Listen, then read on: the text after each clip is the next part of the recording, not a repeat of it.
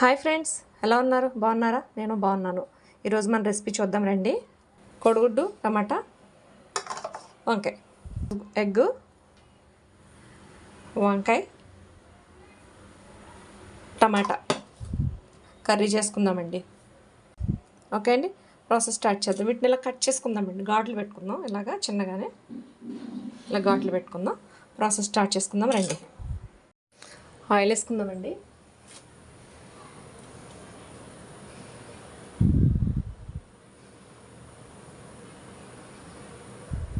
ఇందులో పసుపు వేసుకుందాం. కొంచెం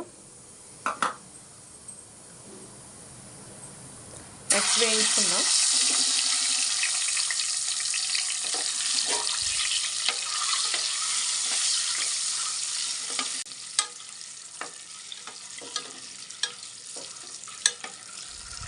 వేగినాయి కదా, తీసేసుకుందాం ప్లేట్లోకి.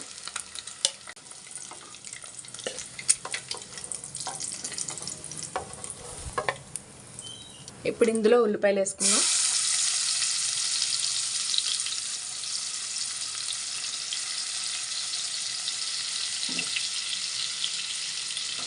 కలుపుదాం, వేయించుకుందాం బాగానే. ఇందులో పచ్చిమిర్చి వేసుకుందామండి. వేగుతున్నాయి కదా.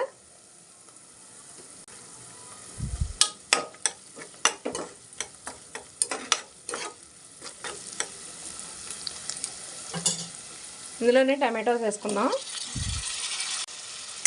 ఒకసారి వేయించుకుందాం. బాగా మెత్తబడేంత వరకు ఉంచుదాం.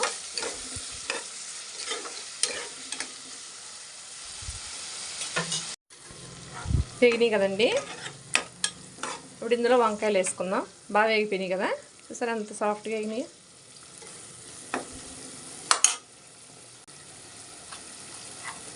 ఇందులోనే కొంచెం అల్లం వెల్లుల్లి పేస్ట్ వేసుకుందాం. ఇంకేమీ వద్దండి, ఏ మసాలాస్ వద్దు, కొంచెం సరిపోదు.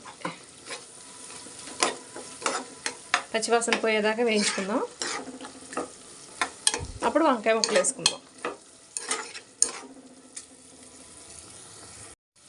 వేగిందండి. ఇప్పుడు ఇందులో వంకాయలు యాడ్ చేసుకుందాం.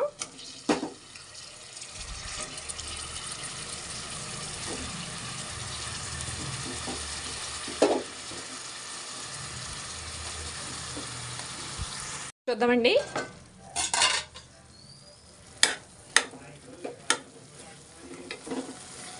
వేగుతున్నాయి కదా. ఇంకా కొంచెం మగ్గనిద్దాం. మనం మూత పెట్టేసుకుందాం. అందులోనే కొంచెం కరివేపాకు ఒక తిప్పుకుందాం.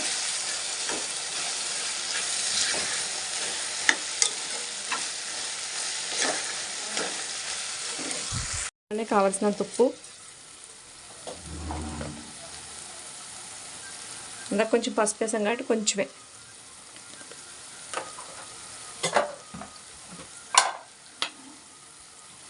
కారం 2 స్పూన్లు కారం,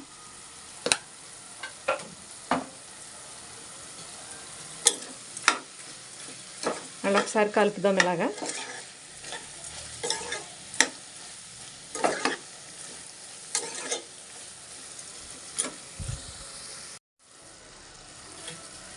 ఓకే అండి, కొంచెం వాటర్ పోసుకుందాం.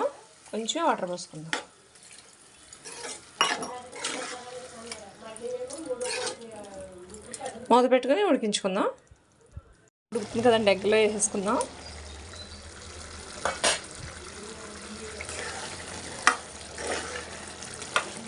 ముందు వేసుకున్నాం అనుకోండి, ఎగ్ గట్టి పడిపోద్ది కర్రీలో. ఇప్పుడు ఉడికింది కదా, ఇలా ఉడికిన తర్వాత వేసుకుంటే మంచిగా ఈక్వల్గా ఉడుకుతుంది. అలానే ఎక్కువ ఉడికి గట్టి పడదు, అలాగే మంచిగా సాఫ్ట్గా ఉంటుంది ఎగ్ కూడా. ఓకే, ఇందులో కొంచెం కాస్త కొత్తిమీర వేసుకుందాం.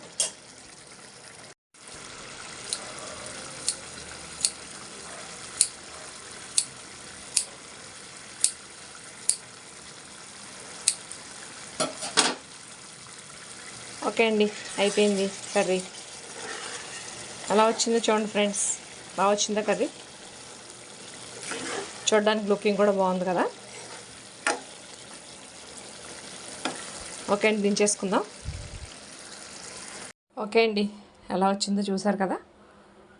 నేను ట్రై చేసినట్టుగా మీరు కూడా ట్రై చేయండి. చాలా టేస్ట్గా ఉంటుంది. ఎక్కువ మసాలాలు అస్సలు వేయొద్దు, జస్ట్ కొంచెం వేసామా లేదా అన్నది అల్లం వెల్లుల్లిపాయ పేస్ట్ వేసుకుంటే సరిపోద్ది. సేమ్ నేను చేసినట్టుగా ట్రై చేయండి. టేస్ట్ అద్భుతంగా ఉంటుంది. చాలా చాలా టేస్టీగా ఉంటుంది. ట్రై చేయండి ఫ్రెండ్స్. Okay, bye.